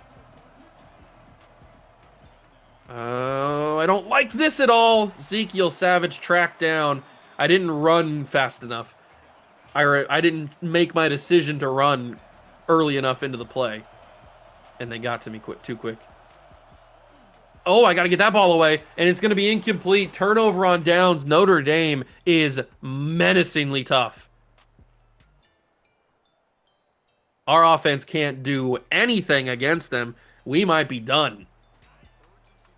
We might be done in the Rose Bowl. Check it down. That's going to be caught. It's 4th and 6. Ricky Williams injured on the play. No, not that Ricky Williams. It's 24-0. Are we going to get shut out? We are. We lose to Notre Dame in the Rose Bowl. They shut us out. Wow. We didn't stand a chance. We did not stand a chance against Notre Dame. I mean, Jesus loves Notre Dame, so they smoked us. Absolutely smoked us. They will play for a national title against either Oregon or LSU. I don't know who it is. I would guess Oregon, but I don't know. It's going to be... Oh, it is LSU. It's 1 versus 2. Who's going to take the title? Who is going to take the title? It will be... Drum roll. Notre Dame wins the national championship 41-31. They've won 3 out of the 4. Or I guess, so we've done 5 seasons, right? Because 1, 2, 3, 4, 5. We've done 5 seasons. Notre Dame has won 3 championships in these 5 seasons. I didn't even realize. I didn't even put that together. We broke their streak when we got to the national championship last year. I didn't even realize that Notre Dame's been that good. They are the champs, so no wonder we got blown out by them. They've won 3 out of the last 4 national championships. That's insane. I didn't realize Notre Dame was on such a heater. All right, well, I guess I don't feel as bad by getting killed by them in the Rose Bowl because they're just so good. We'll try to figure out how to fix this team in the offseason, but this is the final episode, you got to remember. Felix Lucky is going to the draft as a projected round 1 guy. Emilio Rubio. No! I can't lose Emilio Rubio or Damian Caraway. Eli Tryon wants to leave for playing time. I think he sees the writing on the wall that Savage is the quarterback. I'll try to persuade him, but he's not coming back. Eli Tryon is leaving for a new team. Pierre Granger is not coming back. He's going to the draft. Damian Caraway is not coming back. He's going to the draft. Please, Rubio, do not go to the draft. No! Emilio Rubio was so good. He's going to the draft. and so is Felix Lucky. So we're gonna have a bunch of draft picks, but I hate that we're losing so many talented people. Granger goes to the draft. Jarvis Wilburn leaves in graduation. Felix Lucky's going to the draft. Pierre Phillips, Bradley Ivy graduates. We lose our two centers. Rubio's going to the draft. It hurts my heart. Caraway's going to the draft. Also hurts my heart. Lose a couple of offensive linemen or defensive linemen. Connor Tolson graduates. Surprised he's not getting a look in the draft. Justin Burnett graduates. No corners. Jalen Farrell goes in round one to the draft, or at least he projected to go round one. I'm glad that he's getting a look. That's tough though, man. I hate the fact that especially Rubio, sophomore red shirt, he could have been a freak. But he chose to leave, and there was no persuasion. We couldn't get him. I tried my best. I tried my best. So where did everybody finish up? Where did everybody finish up? So we got two round one players, Felix Lucky and Jalen Farrell. Two round two in Emilio Rubio and Damian Caraway, and then Pierre Granger went round three. That's pretty good for pro potential. That is pretty. We're starting to pump out some big time pipeline people. We still have that last chance for a 5-star in Manny Hendricks, which is good, I guess. So instead of getting as many 5-stars as we could have had, we're still going to get one in Manny Hendricks. And we still have a chance to get some 4-stars. It's all looking good right here, although I probably should do week one. For Tongue, you're going to need a week one visit as well. He needs playing time. We might as well go in on these. Josh Briscoe needs pro potential. How is our pro potential so bad? We just had 2 guys go in the first round, and we had like 5 players drafted. How is my pro potential a D plus? That makes literally no sense. My pro potential is a D plus. How? How could it possibly be a D plus? We just had a bunch of guys get drafted. That makes literally no sense. There's no 5-stars in the portal this year? That's kind of crazy.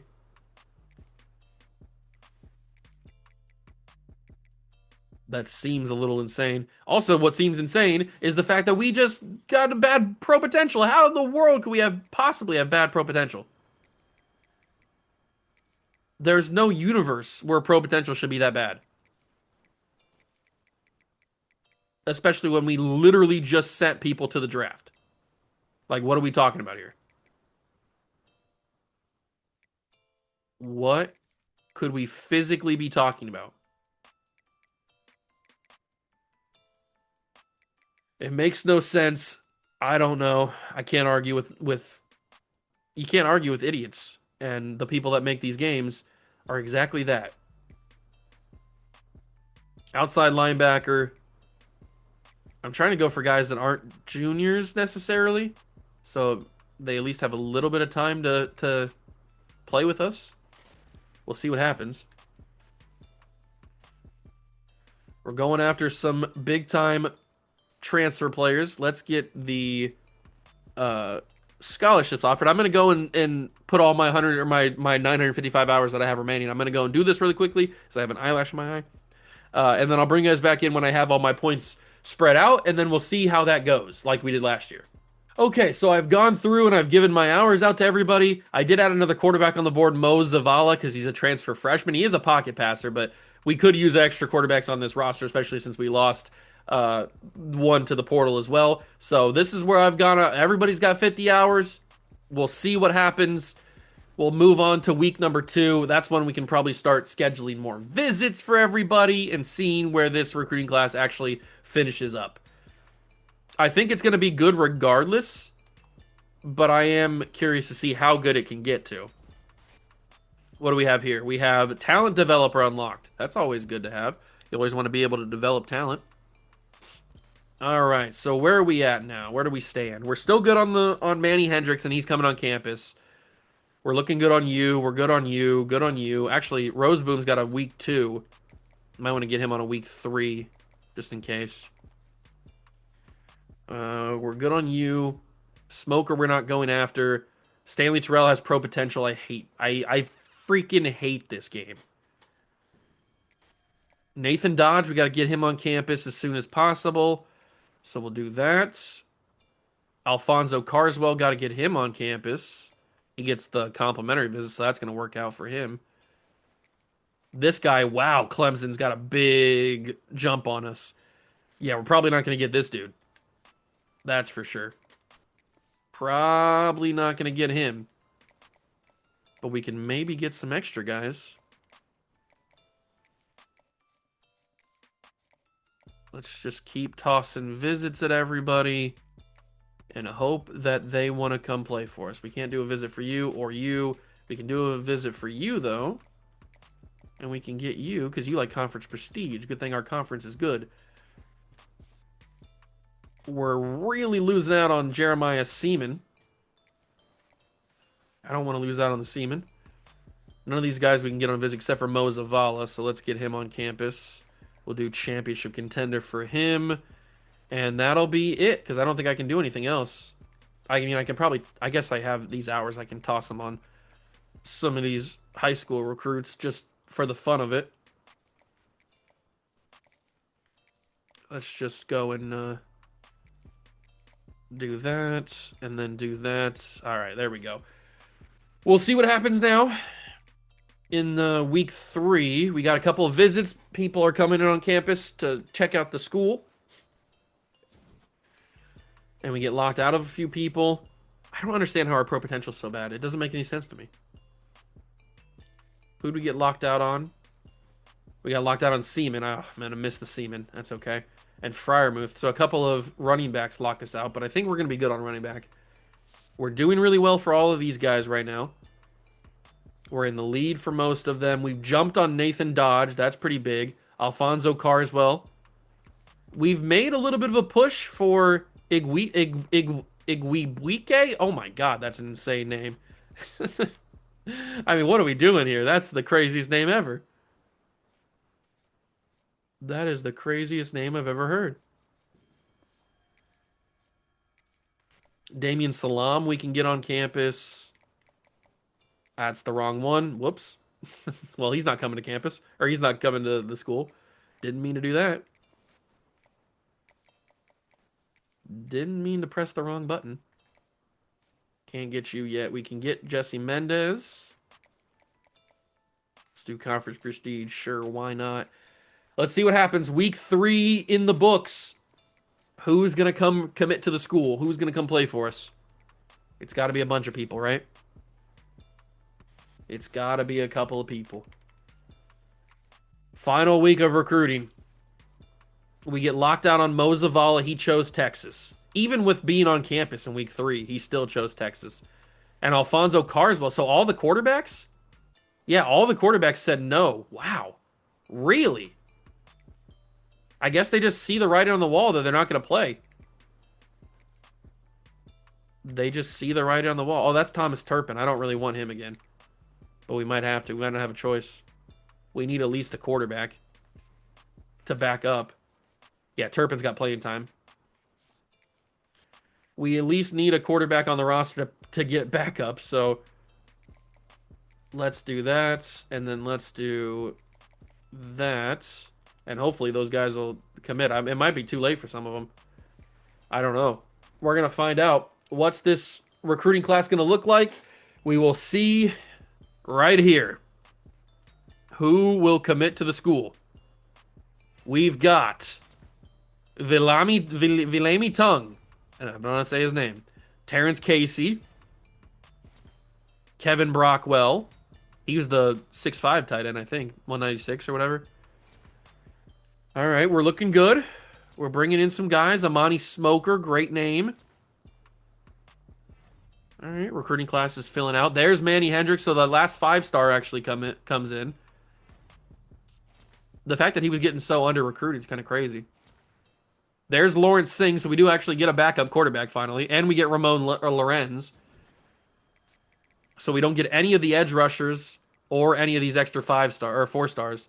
That's okay. I feel like we had a pretty solid class at the end of the day. I feel like we end up with a pretty solid class. We end up with top 5 for the second year in a row. That's pretty nice. Let's just get rid of this, clean this board up a little bit so we can see exactly how many people we brought in this year. It would have been nice to bring in a couple extra 4-stars, but they wanted to go other places. They wanted to go a couple other places. That's fine. Because a top 5 class ain't bad. All right, there we go. So let's take a look at the dev traits of our guys. So we know what these guys are, but we don't know what Manny Hendricks is. So here we go. Manny Hendricks is star dev.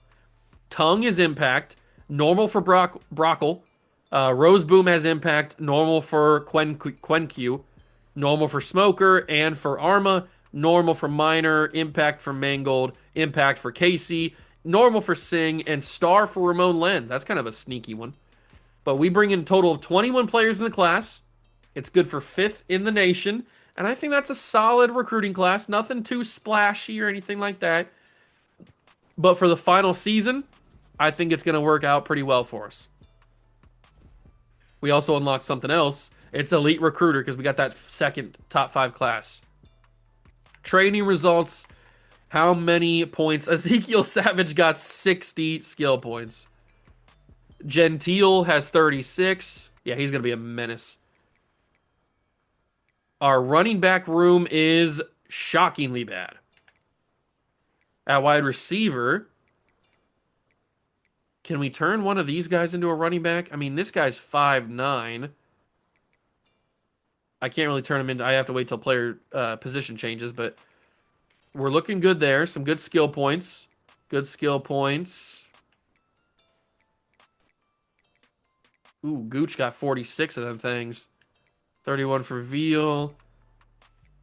All right. We're putting in the work. We're getting some good skill points. I'm liking what I'm seeing.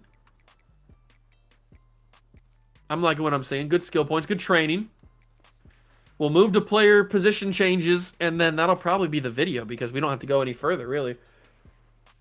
So let's get to encourage transfers. We probably don't need to yet. We're 75 to 85, so we got a lot of roster spots available. Let's move on to the final thing we got to do in this series, and that is position changes.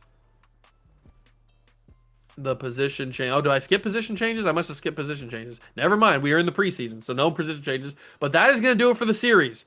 We have won a national championship. We have rebuilt this BYU team into a dynasty or a potential dynasty. If we take a look at the coach contracts, we've had 5 seasons. We've had a lot of success. We had the perfect season where we won the national title. This past year, we just went 14-1. I think that's a successful rebuild for BYU. Now, like I said earlier, I'm not going to delete the save file. I am going to keep it in case we want to go back later in the college football cycle and finish up some extra things and maybe simulate a season or more with this BYU team. But we're going to leave it here for now, and then in the future, maybe we revisit it, maybe we don't, I don't know. But at least we've gotten BYU to where they're actually like a perennial champion contender. So if you enjoyed the series, make sure to leave this video a like and leave all the videos a like. There's a playlist link down below in the description if you want to go and watch every other video in this series to maybe catch up if you haven't seen any. But that's going to do it for me. I'll catch you guys in the next one. Thank you so much for stopping by and watch. I truly appreciate it. Peace out.